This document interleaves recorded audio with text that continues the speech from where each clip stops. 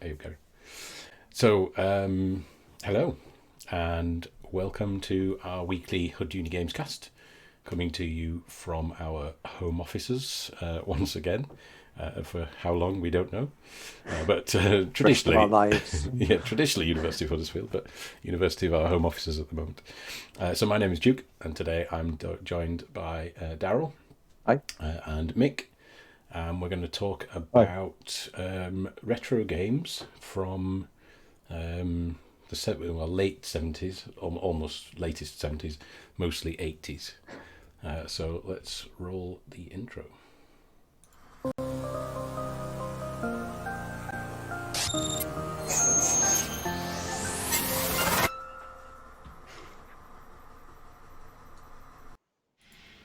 Okay, we're back. So I was just having a quick look at the comments. I've got Twitch open and Discord, so we can keep an eye on those. Gary says, hope we're all well. Yes, thanks very much, Gary, we are. Is Matt still trapped in hexagons? That's why he can't join us. I'm afraid he has not found a way out of the hexagons yet. And Ash thinks he's too young for this one. So, yeah. Okay.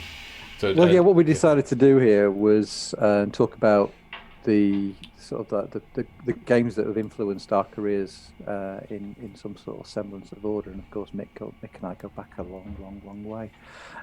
So what I thought we'd do is do three separate vlogs, starting with the 80s, move on to the 90s next week, and then do the early 2000s the week after, and of course we are more or less in the present day at that point, so at least you guys will have had some experience of the stuff that we'll be talking about then. But this pretty much is ancient history, which feels weird for us because it feels like our lives.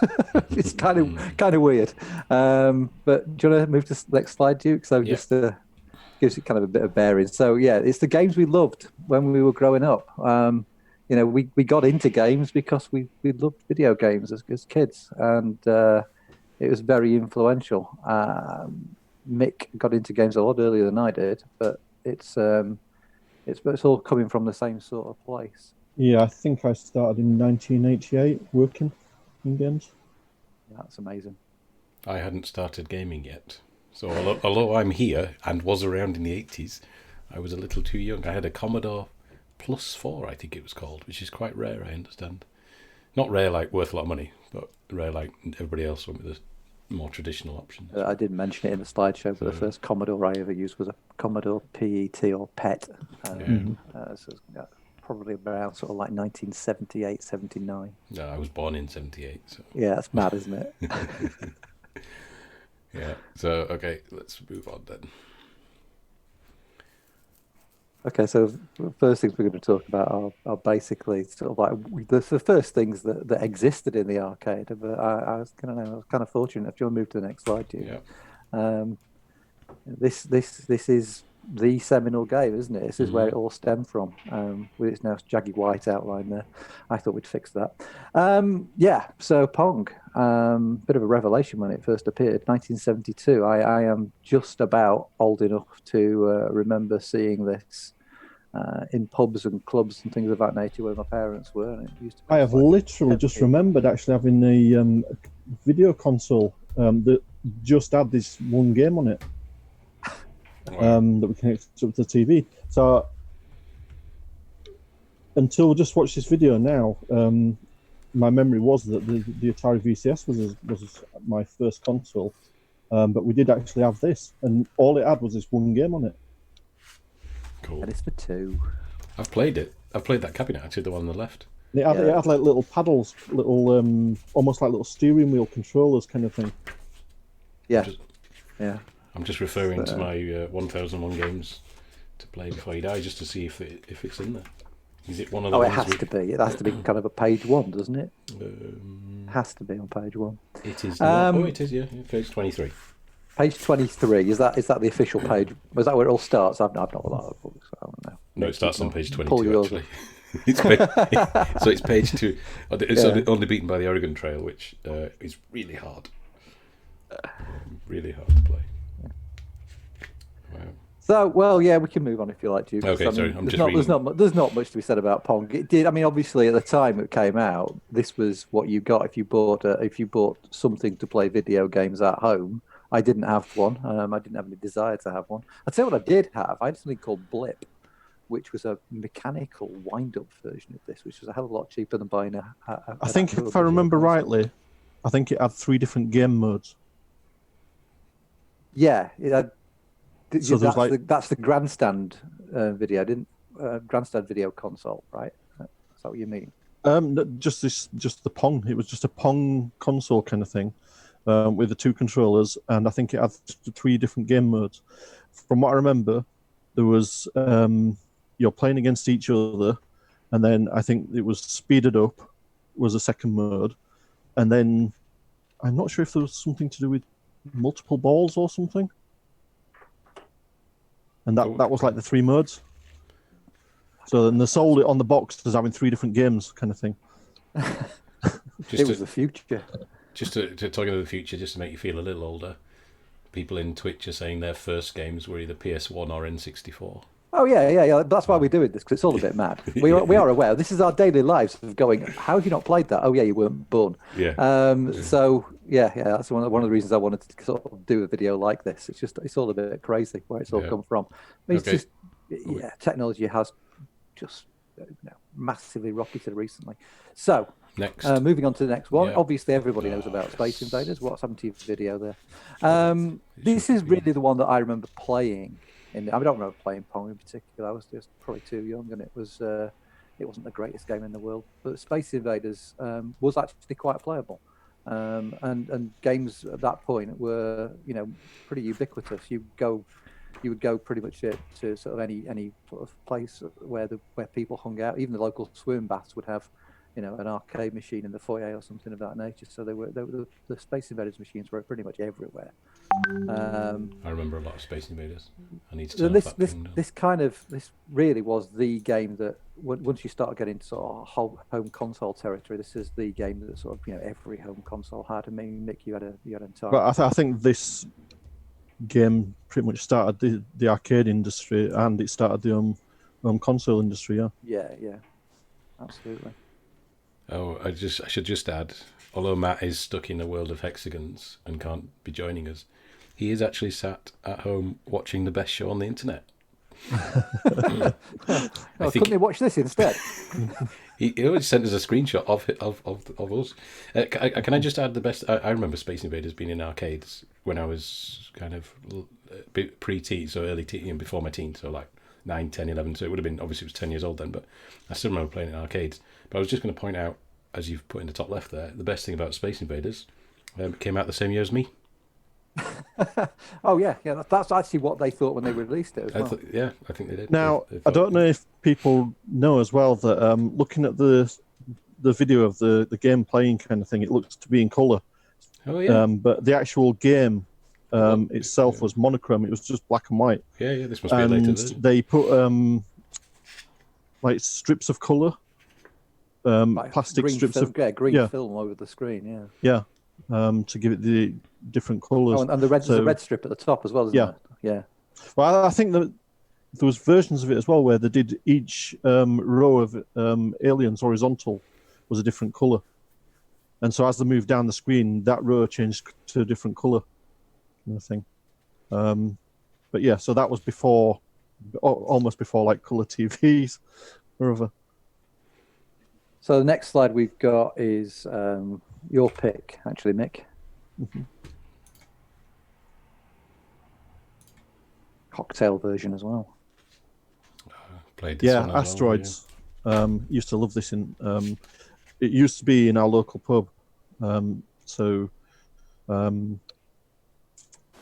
used to get your drink or whatever and sit down at the table, and you'd be playing the game with your opponent sat across from you with their drink, kind of thing, on that. But yeah, just brilliant game. You started drinking early, mate. I've got to say, if you're having a pint and playing this in 1979. Well, it wouldn't have been. I don't think it was 1979 when I was playing it, but that's when it came out. It's a great game. The nice thing about a lot of the choices we've got at the beginning of this is that they don't use bitmap graphics, and they're vector based. So it does. I mean, if you've seen vector based games on traditional CRTs, then it's an experience in and of itself. You don't get the effect of it. No, not on these. Not on a standard monitor, because the pixels are very, very bright. And it's just really punchy. One of the games that I've coming up later really sort of like took that to its ultimate extent. Fantastic game. Yeah, that was one of the things like you were saying about vector games.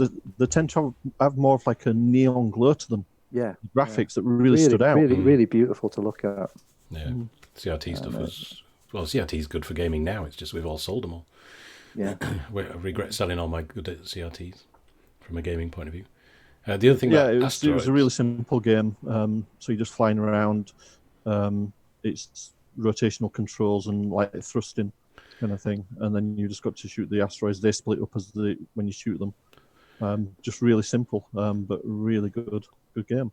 Just really well balanced from memory. I mean, obviously I've played it a couple of times recently, but I don't play a lot of it. It's just a really well balanced game. The sort of like the learning curve's really good. And it had like a trackball rather than a joystick or anything. I was going to ask. So it basically like an upside down mouse ball. But was that only on the stand-up one, or was that on that because on that sit-down version it doesn't look like it's got it? Because I was going to ask that. I remember it on the stand-up, but on that sit-down it doesn't look like. I'm not sure. I remember our sit-down one it had the ball, so there might have been different versions. I've seen it. Yeah, I've seen it with a joystick as well as the ball control. I've played this one as well. You should have played them all, really. I mean, it's not that difficult to go. We'll discuss how easy it is to go and play these things later on, obviously. But, in fact, Scott's just under raised normal circumstances. Yeah, do you want to move on to the next one? Because this is really my pick. So, go on. Asteroids. Sorry. The Nook in Firth was the pub that had it. I wonder if they've still got it. We should have a run out basement somewhere. Yeah. Anyway, on to Galaxian. Yeah. Well, this is really my choice from the 70s. Are you sure these are your choices? Because every single game so far has been in my book. That's not really surprising. I know, but these are the ones that were quintessentially brilliant. I know. Every time I turn the page, and I'm like, no, I couldn't believe Galaxian was 79 because it was going to be one of my picks for the 80s, and I went, "Oh my god, really?" Yeah. It's a cracking game, and it's so much better than Space Invaders. I mean, it's Star Wars. Then it's so much better than Space Invaders, and it's amazing that it came out so close to that game. This video is taking a while to get going. Probably should have started later in the stream. But let's have a jump in. Jump in. Yeah, smooth video. It's just the motion of everything, the brightness of the colours. Just the way it plays in general, the fact you've got shields and all that sort of stuff. It's super cool. Well, this one was proper colour as well. It wasn't. Absolutely. On screen, yeah. I think probably one of. And then your actual enemies come down the street individually as well. That don't stick to just a formulaic pattern kind of thing. I mean, this is very very similar to sort of Gallagher and Phoenix, and there's Gorf's a really interesting game. Gorf, as far as I know, is one of the first games that had synthesized voices in it as well. So there's a lot of games that came out in the same period that are doing broadly similar things. But this really does stand the test of time. It's hard to believe it's from the 70s. Can I just add something? We were talking about Mick. You were talking about ball mice before. As somebody pointed out, I think it was Matt actually logged in as us. Will our students even remember ball mice? Yeah, I thought that when I said it. Yeah, we've had laser mice and LED mice for, I don't know. I remember them in the 90s, I think. Yeah. I can't remember when I first. Well, they can look up trackballs. Yeah, true. Yeah, true. Onwards. Yep. Why not? Favorite arcade games from the 80s. Yeah, we just picked a few that we loved. Things that were influential as well. So this looks like it's Battlezone. It is. This is hard. One of my absolute favourite all-time arcade machines and that. Looks really simple now, and again, it's in that vectors kind of thing and that. But the cabinet was amazing. It had like the two controls for your tank controls kind of thing on that. But then it was it had like a visor that you looked into. Yeah. That gave like a gigantic VR headset. That's what it is. Yeah. It is awesome. But the one thing I struggled with, I think, at the time, because I played this one as well, was the judging distance. How did you get on, Mick? Do you remember? Reasonably okay, yeah. Yeah, I don't know why. Maybe it's just, if I was turning quickly, I found it difficult to judge the distance. Mm-hmm. But it's good fun though. Well, at least there were no. I mean, at least the bullets didn't fly in arcs, did they? They were just sort of like flying straight, so you didn't have to worry too much about that whole thing. It's not like playing Sea of Thieves and trying to hit the ship. That's just because you're rubbish at Sea of Thieves, Daryl. Yeah, well, that's true. Yeah, I'll own that. But yeah, it's just a beautiful game. Really hard. I mean, I remember wasting a ton of money in this at the time. Just like never got good at this. But it is terrific, and it just you can't. It's one of those games that if you don't play it in the arcade on the original machine, it just never is quite the same experience. Yeah, I mean, it was one of the earliest VR experiences that you could have had. Okay. 2D VR. Onwards. Oh, is it Daryl's favourite or second favourite? Oh, hello. We didn't start at the right place in the video. Oh, where would you like me to jump to? Skipping. Yeah, that'll do. Oops. It's second. This is my second. This is my second favourite, but the earliest. And to be fair, if I'm going to be really honest about this, whilst the arcade version with its lovely spangly vector graphics is very, very nice, and I do absolutely every time I get the opportunity spend ages playing this, it is not the best version of Tempest. I would still argue that. I was going to say, I don't think I'd ever played the arcade one. I Tempest, think the first Tempest time I 2000 played it, or Jaguar. The only reason yeah, to own a that's Jaguar. where I was going to say the first time. I The Jaguar version. It's why I own a Jaguar. It's the only game, and that's actually in our office. If you look at the setup in our office, there's a the cabinet full of consoles that are on display without their power supplies. They're all in a box somewhere, and on the shelf behind there is a Jaguar in its box because it is the game that we get out and put on the big telly and play occasionally because it's absolutely wonderful. It is awesome. Yeah, I mean, this doesn't detract from this being a great game, but it just hasn't got the sound effects and the incredible visuals from Tempest 2000.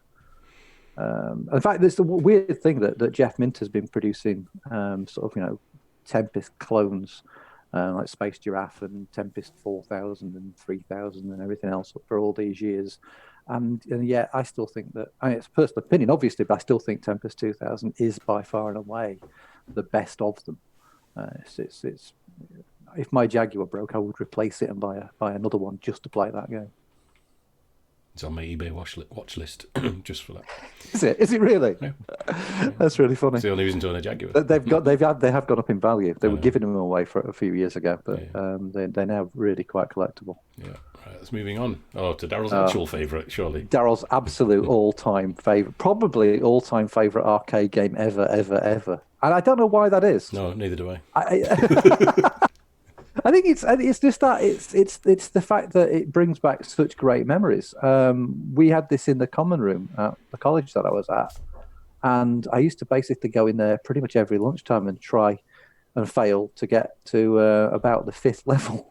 I've never got past. It's in groups of 4, and I think at the time I got to the point where I could get to the 4th level, but I couldn't get past it.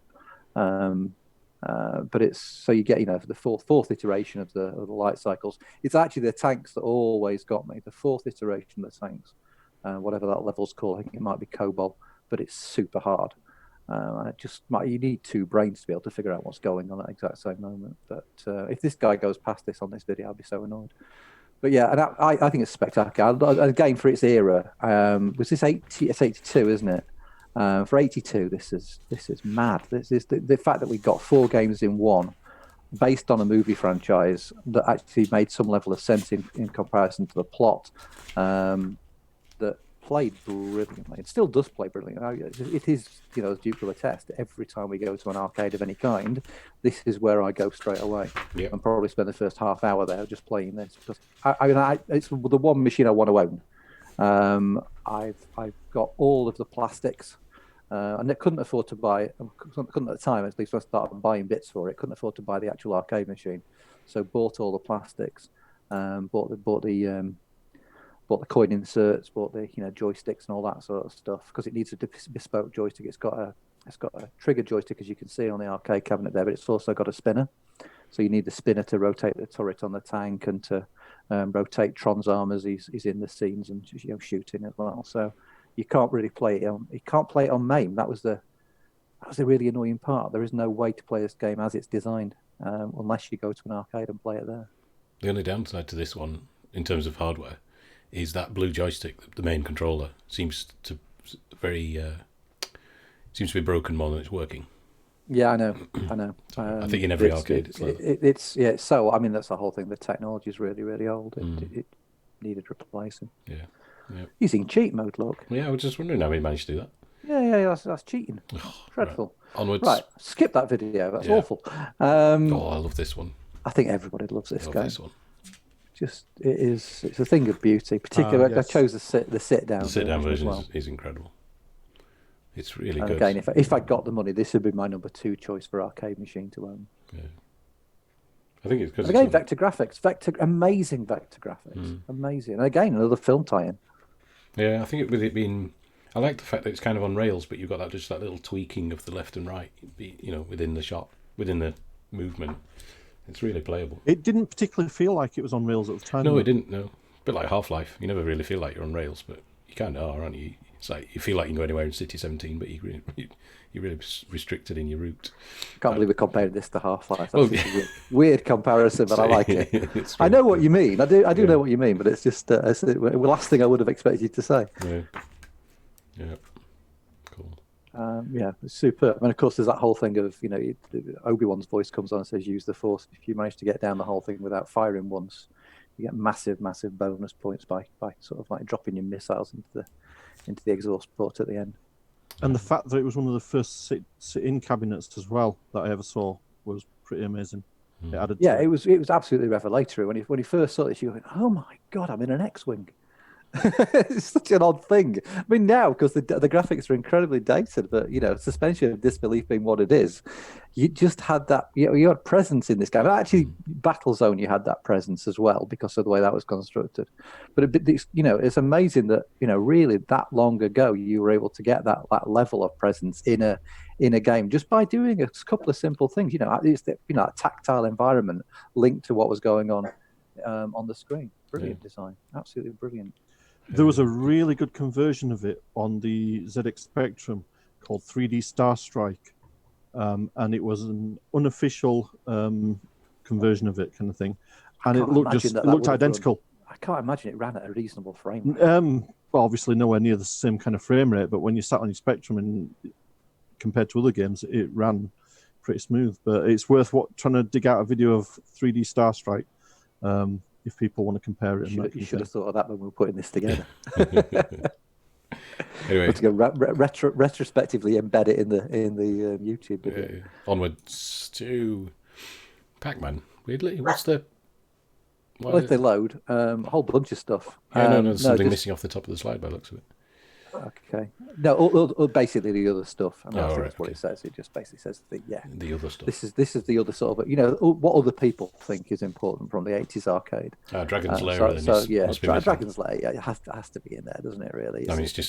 It's a terrible money grabbing game, but it looks beautiful even to this day. And I think you can get it on mobile now, can't you? You can just download it on your mobile phone. It's not named up in the top left, isn't it? Yep. That's really, really quite poor. That's why I wanted to raise it to highlight it. I never really played Dragon's Lair. I haven't played it. Well, but who could? I mean, I've got the DVD of it. It was one of the when I first bought a DVD player, I bought Dragon's Lair because in the arcade it was 50p a go. In the 80s, when 50p was 50p, probably worth about £3 a pop nowadays. And every time you made a bad decision, you died. I must have put 20-30 quid into this game, and in real terms, that's nearly 100 quid. It's ridiculous. Why would you pay £100 to play one game? I didn't know it came on Laserdisc. I only knew one person who had a Laserdisc system. I knew a couple of people had Laserdiscs at the time, but So it's DVD. And then of course it's been available on mobile for quite a while as well. Yeah. The other stuff on there, obviously, there's two Mario games. There's the original Mario game, Donkey Kong, and then we've got the sort of the first Mario Brothers there.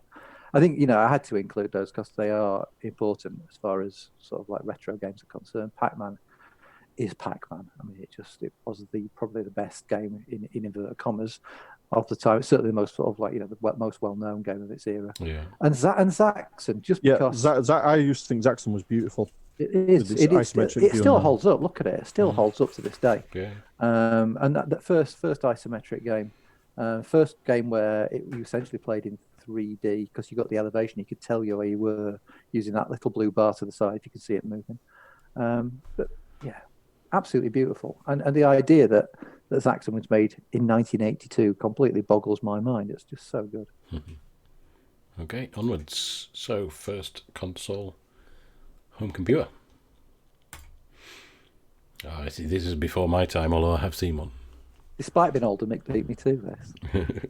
Yeah, well, I think this was our, like I say, my memory was that this was the first one, but like I say, the video of Pong reminded me that we did actually have a Pong machine before that.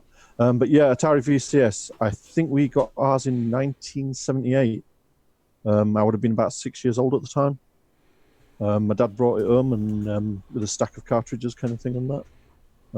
And yeah, at the time it was amazing.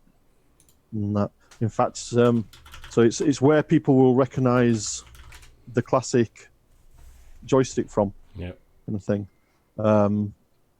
with its one button. But yeah, it was an amazing thing at the time. Looking back at it now, though, I played some games recently, and most of them are atrocious. They don't hold up well at all. I think it's your basics like Space Invaders and Pac-Man and Combat hold up okay, but most of the others are really dire, absolutely dire. And it's like at the time, it was state of the art, but you compare that to games now, and the gameplay is so bad on most of them. did you guys know? I just googled Atari VCS, and there's an AtariVCS.com where you can pre-order a Atari VCS 800 Black Walnut for $400 nearly. Yes, I was aware of that. They're remaking what? Well, they're releasing a new console. Oh, is that? I missed that. So it's I think it's, I don't know if it's like an Android-based console or something that they're releasing. And so it's launching to obviously piggyback on the retro kind of market at the moment, kind of thing on that. Yeah, but it's using a Ryzen processor with Radeon graphics for 4K HDR. Okay, so it's actually PC based then, yeah. Well, let's hope the gameplay is better than the original. Yeah. Wow. I think even the new console, I think the styling it on that old VCS console with wood front to it. Yeah. It's got the walnut front. Yeah. I was just going to ask that joystick. I've had some of those joysticks over the years, but I'm sure plugged into Commodore systems. Did they use the well, same? For like about 15 years, it was the standard joystick kind of thing. Yeah, true. And I believe the connector became a standard joystick connector, and it'd work on Commodore 64. I think all the way up to stuff like Amstrad and Atari STs and stuff like that kind of thing. So it was a standard joystick for a long time, the style of it. Cool. And then better ones came out when the Kempston joysticks were the absolute classics at the time. They were. I've got a Kempston classic replica that works with PC on a USB. It's amazing. And then obviously as games became more elaborate as well, and you needed more than just one button. Right, so moving on to the ZX81. Well, I include this because it was my first home computer. I didn't even own it for very long, and I didn't really have any games for it. I've included the only game that was ever really famous on it, which was 3D Monster Maze. I didn't have that. All I ever did was this thing, and it's horrible, completely flat, tactile-less keyboard.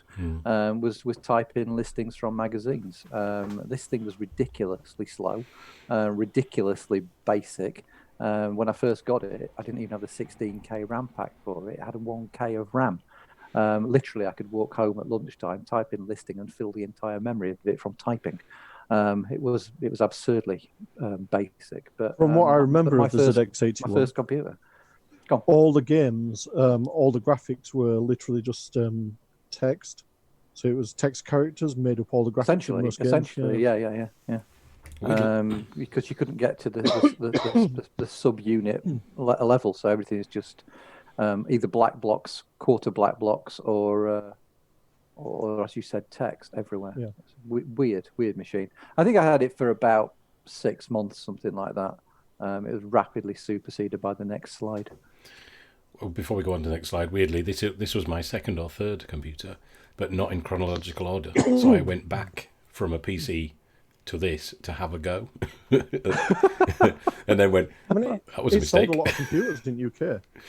Yeah, don't know it was good, but It's because you could learn to code on it. I mean, that Yeah. was why I got it. I mean, I just told my parents I was interested in programming, so they got me something. Which Did you I could get yours use at in home. kit form or was it pre-built? No, the ZX80 was more the kit one, and ZX81 invariably was pre-built when you bought it. But and then as you know, the thing was that this came with a plug-in RAM pack that sat on the back, which was about the same weight as the entire computer, and that gave you a whole 16K when you plugged that in. It was amazing. But Anyway, yeah, so- I did get the Spectrum, which is the next slide. I There did you get go. the We're Spectrum. onto it. Not in exactly kit form, but my dad bought me a 16K Spectrum, and I sold my ZX81 and bought memory chips which upgraded my 16K to a 48K. It was amazing. Yeah, this was our first home computer, the 48K Spectrum rubber keyboard. Yeah.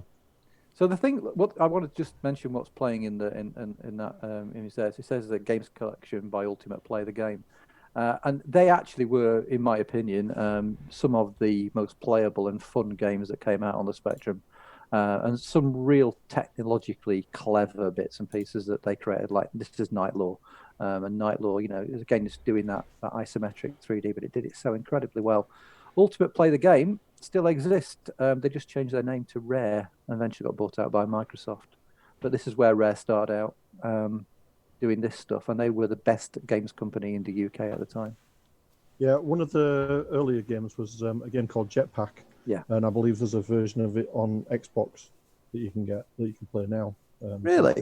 Yeah, and you can play it as like a modern version, and they've got like the original kind of like retro I didn't know that. Spectrum That's awesome. style version on it. Cool. That's So, really yeah. cool. Okay, onwards. Next up. Oh, just more games. Just more Spectrum stuff. I mean, there's the stuff that that I personally really loved. I mean, I really loved all of the Ultimate games, but these are kind of the ones that everybody is aware of. Manic Miner, Chucky Egg, and the Hobbit adventure game was really very, very different to anything that had ever existed. That's popping in there because it's been simulated by a PC, but that used to draw the entire scene as quickly as it could and just do the line fills line by line and fill those scenes in. But possibly, I mean, although it really started on the BBC Micro, probably the most amazing game of the era was Elite. I know that probably pretty much anyone that's ever spoken to me knows that I love Elite Dangerous, but it started out with this particular game. And the idea that you could get a space sim in 3D running on a computer in 48 kilobytes, it's mind-boggling.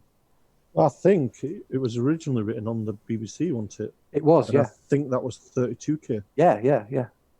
Even more so, yeah. Just the amount of data they managed to compress into that game, the amount of game feel and playability, and depth. I mean, just real depth in a game that ran in originally 32 kilobytes. I mean, that's not even an animated GIF nowadays, is it? It's just silly. Well, there is it the 64K project? I was just going to Google it, where they're building a first-person shooter in 64K, and it's all procedural.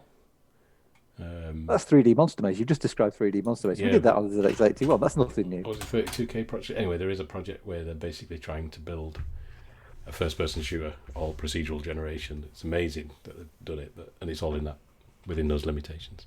But modern games. There's actually a game talking about procedural generation. Although I didn't include it, the next slide, I think, if you move on, is the Commodore 64.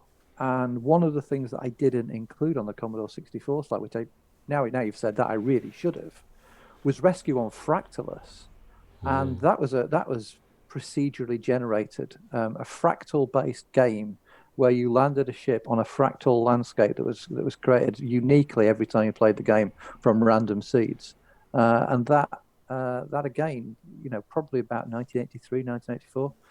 If memory serves, that was a LucasArts project. They'd sort of like figured out a really interesting technology and built a game unlike anything anyone had seen previously. I literally, when I was putting the slide together, had to sort of differentiate between the Spectrum and the Commodore 64 by month. They came out in the same year. The Commodore 64, as you could probably tell, was the premium machine. The Spectrum was still relatively expensive. Well, people would argue. Well, premium price-wise is what I mean. Yeah.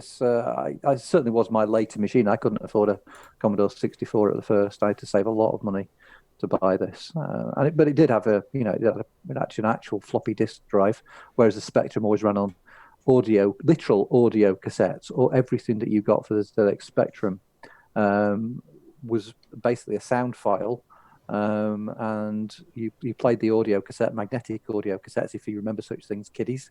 But you would play that on a cassette deck, and that could be any cassette deck. You didn't need something specific for it, and it would very, very slowly load the game. Literally 5 minutes. The quality of the cassette deck definitely mattered, though. If you tried it with a cheap cassette deck, then but you couldn't go any faster. You couldn't play them at double speed or anything of that nature. You started to wait exactly the same amount of time.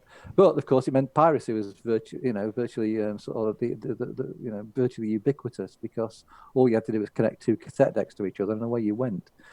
And then you had to wait like 3 or 4 minutes for a game to load, at least, before you played it. And then if for any reason it had got any corrupt data within that, playback kind of thing, wherever, and it didn't load, you had to start it all again. Yep. Yeah. You say wait 3 or 4 minutes, but with some games these days being like 60 gig downloads, 60 gig downloads or 600 gig, whatever, huge downloads, you can wait several minutes anyway. In fact, I'm sure last time I played an Xbox, I seemed to be waiting quite a few minutes to play the game. But it's quite a bit different experience back then. They should give you little loading bars down the sides, all that sort of like squiggly stuff. Yeah, that'd be great. Yeah. So Commodore 64 games. Just a few bits and pieces. The green one on the bottom corner is called Paradroid, and it's a little known game, but it's one of those things that if you're ever going to play a retro, I've not mentioned sort of like playing retro games at any point so far, really, apart from going to an arcade and playing old arcade games. But certainly there are no Spectrum games that I would recommend anyone play. But Paradroid's really playable. There's no Spectrum games you'd recommend anyone play? I don't know. What do you reckon? Lords of Midnight. There you go. Instant recommendation. We didn't include it in the presentation. There you go. Mm-hmm. Technically, I guess I would, in some regards, still recommend playing the Ultimate Player games, but I think a lot of this stuff is rose-tinted spectacles. You know what I mean? Yeah. There's a fun comment from Scott here, Daryl. I wonder if Daryl has ever said anything like, "Do you remember this?" and nobody says yes. All the time. All the time. In fact, let's do it. Let's say that. That's Thing on a Spring. And I would be astonished if any of the students only go, "Oh yeah, I've played Thing on a Spring." Yeah. The Thing on a Spring's got great music, fantastic, and that was the real thing that set the Commodore 64 apart from the Spectrum. Yeah. The music was amazing. The SID chip, the Spectrum just clicked and farted essentially, and the 64 had a beautiful. It depends. The later versions of the Spectrum, when it was bought out and made by Amstrad, they had better sound chips in them and started sounding half decent by them. Cool. Onwards. Yeah. So next. Oh, actually, you jumped straight to 16-bit. So my first big one was the Commodore Plus 4, which came after the 64, of course, 2 years later. But anyway, you should have included it in a slideshow, shouldn't you? Well, I was building the OBS feed instead. So 16-bit home computers: Atari ST and Commodore Amiga. Yeah. And again, talking about cost, these things were expensive. When they first came out, they were so expensive. See, I think I'd gone to PC gaming at this point. Oh, I remember Another World. Another World is awesome. It's Another World, isn't it? I was about to say that. I've just done beautiful game. I've just got the HD. Oh, and there's Thingy-Bob on the right. Afterburner. No, the one. Smash Brothers. No. Smash TV. Sorry, Lemmings. Smash TV. Oh, I need to play Lemmings again now. I should have watched these videos first, because now I'm really excited about all these games that I want to play. I'm like, I need to play all these games. Download them all now. Wow. Yeah, I got the Another World HD version. when they relaunched it. They've just redone all the graphics in 1080 and it's gorgeous still. But yeah, it was a big improvement on the graphics for 16-bit. So the amount of colours that you could have on screen, colours in the sprites. Turrican was such a brilliant game. There's another world again. As soon as this finishes, downloading Another World again. It's such a great game. Did I get it on GOG? I can't remember where I got it from. Wings on the right. That was a good one. Yeah. So many memories flooding back. Is that Zach McCracken again? I put Zach McCracken in the other slideshow as well. So yeah, it's Zach McCracken's a fantastic. Again, another LucasArts game, and LucasArts at the time were making just some of the best games out there. What's the one on the Flashback? right? Yeah. Flashback's amazing. Yeah. Lotus Turbo Sprite on the Amiga. Yeah. That looks of it. Golden Axe on the Amiga. Is that Golden Axe? Yeah, I believe that was Golden Axe. Yeah. They did that version. I haven't played Golden Axe for a while. Anyway, we're just sharing the videos now. What are we going to talk about? Is that XCOM? That's XCOM. Totally engrossed. I know, totally engrossed. I don't know. I mean, obviously, the thing is with a lot of this early stuff, it led in some very interesting directions. All the stuff that Double Fine do, as far as sort of creating adventure games, things of that nature, really did sort of own a lot to all those early LucasArts projects like Zach McCracken. So the entire genres were sort of fledged during this era, and it's I think it's just interesting and important to sort of know where entire genres come from. I mean, what is that? What's that kung fu game? Is that Yar Kung Fu or something like that? International Karate Plus. International Karate Plus, yeah, that's it. Yar Kung Fu was on the 64, wasn't it? Is that Syndicate? Yeah. That's Syndicate, isn't it? Oh, there was a minute ago. No, it's June now, but before that, was it not Syndicate? I was looking at the ST screen at the time. Talking of LucasArts games, click adventure ones, there was a great Indiana Jones game back then. Indiana Jones and the... Oh, Dizzy. Sorry, just saw Dizzy come up. I used Dizzy. The thing is, I would imagine that the things like Zach McCracken and the Indiana Jones games and those sorts of things Beneath are probably still playable. Probably still playable to this day. I mean, those sorts of games don't date in the way that others do. Yeah. Beneath Steel Sky just went past. I replayed that recently as well, which is good. Oh, somebody's dog joining us on one of the... That wasn't that'll be mine. The little Jack Russell. Another one went past a minute ago. Oh, there's SimCity went past as well. Another Turrican. Is that Robocop? Probably Turrican 2. That's got to be Robocop that just went past. That was Turrican. I think. It? Operation Wolf on Atari ST, one of my all-time favourites. There's an arcade version of that. Operation Wolf, that's where it came from. Yeah, no, sorry. I've played the arcade version. Oh, there's Indiana Jones and the Amiga one now. Indiana Jones and the... Yeah, that's so nice, isn't it? I've still got Indiana Jones on floppy disk somewhere. In a tub of floppy disks. Anyway, should we move on, or are we just going to keep watching? Yeah, let's move on. It's just me. I'm just looking at me and Mick in the feeds, just with these big silly grins on our faces, going, "Oh, that's awesome!" Yeah. I think I might watch that video again and make the list and start playing them all because wow, we should make a list of games. There's an R-Type clone. Yeah. You see that? Yeah. Okay, my it's back to Zach McCracken again. Yeah. Okay, let's move on quick. Otherwise, we're just going to sit here. Yeah, we have to spend ages looking at all that stuff. Yeah. Okay. So yeah, I mean, we said we were going to be about an hour, and I think we've just managed to exactly nail that. 43 minutes so far. Obviously, the thing is that you can download emulators of everything, but for some of the games, we've always recommended that you go and play the originals, particularly as we started off saying. If you've not played the sit-down version of Star Wars, or you've not played what's the tanks game? Mick, I've completed Battlezone. Battlezone with the visor and sort of like leaning in with your tank controllers. Yeah. They have to be experienced, and they still stand the test of time. They are still very, very, very playable to this day. So yeah, unfortunately we're in lockdown, so no one can go to Arcade Club at the moment, but I would suggest the moment you can, you go and play some of this stuff, because it really is very, very interesting. Does anyone think that looks like Kyle from Final Year? Or he's on placements, isn't he, Kyle? I thought it was Kyle who just walked past in the distance. Who knows? Yeah, I agree. Arcade Club. They've got two, so there's one in Bury, one in Leeds. Either one is good. I prefer the Leeds one now. Oh, look, Point Blank. I need to beat you on that again, Daryl. Time Crisis was the one I put most money into when I was a We teenager. can talk about that. We can talk about that next time. We're getting into the 90s now. We were supposed to be sticking to the 80s games. I won't mention it. I'll just say that's the one I put most money into. I used to go to Blackpool and put so much money in that arcade machine. But I think the key thing is that in the next videos, I mean, it's going to be a whole lot more familiar. At least the next time around, we'll be moving into this realm, into 3D.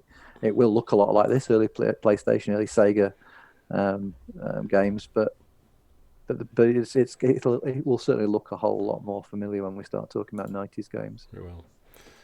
So, is there anything else we'd like to add? We're at the end of our.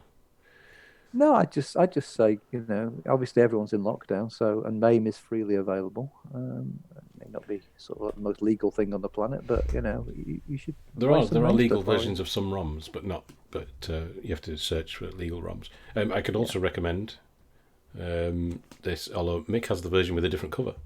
1001 video games you must play before you die, which I must admit I haven't played all of them. There we go. You've got a while before you die, hopefully. Hopefully, yeah. I have played a lot of these, and you can get virtual machines and MAMEs to run some of this. So, if you just want to have a go, obviously, don't. If you've got Raspberry Pi, run RetroPie. Yeah, that's one of the best emulator systems. It is. We can't promote torrenting these things, but if you just want to have a quick go, download it, have a quick go, and then delete it. I think it's worth it just from a learning point of view. I think it's also nice to sort of get a proper joystick to play this with. Well, I mean, a lot of the older retro computer games kind of thing, you can get there's online web-based emulators as well that have links to a lot of the games. Right. Matt's just asked, are we going to talk about games you made from this era? What's that? From this era. So that's Mick. All I did was make little adventure games and try and sell them out the back of computer magazines, but that was very much sort of very, very, very small beer compared to what Mick was working on. Mick, can you contribute anything from stuff you're working on, or are we saving that for next week when we go into the 90s? Or have you got anything? It's up to you. I mean, like I say, I started in 1988, so it was the back end of the Spectrum era. Right. The first probably handful of games I worked on were for 8-bit computers, so it was like Spectrum, Amstrad CPC, Commodore 64, and then a few Atari ST games and Amiga kind of stuff. Anything we can Google? Turrican 2 on Amstrad CPC. Turrican 2 on Amstrad CPC. Right, let's see if we can get an image up. So let's switch back to a different view. That one. We'll put that in the way of there. So is that about? That first one up in the left looks about right. Yep. Oh, they're really tiny, these images. And Google's. Yeah, the actual screen resolutions on them was literally about 200 pixels. Wow. I remember playing it like 400 by 300, but on YouTube. Could be. Should we try it? Let's just put videos into Google. Let's see what happens. Long play and review. Oh, yeah, you got someone's reviewing your work. But when did they review it? So it was all tile-based, sprite-based games at the time, kind of thing. Pretty much any computer or console was. The Amstrad, it did things in what are called fat pixels. So the pixels were stretched on the horizontal. So they were twice as wide as they were tall, same as the Commodore 64. But it had it could display a lot more colours on screen in each sprite. What software did you use to paint in the sprites? D-Paint at the time, or was it No, for most of the games at the time, we used a software suite on an Atari ST called Dega? Oh, not Dega then. That's what I used to use at the time. Oh no, I can't remember what it was called. I was looking at it yesterday and I can't remember what it was called. My mind has gone blank. But it was before D-Paint, because the first company that I worked at, the very first game that I worked on was a Spectrum game. And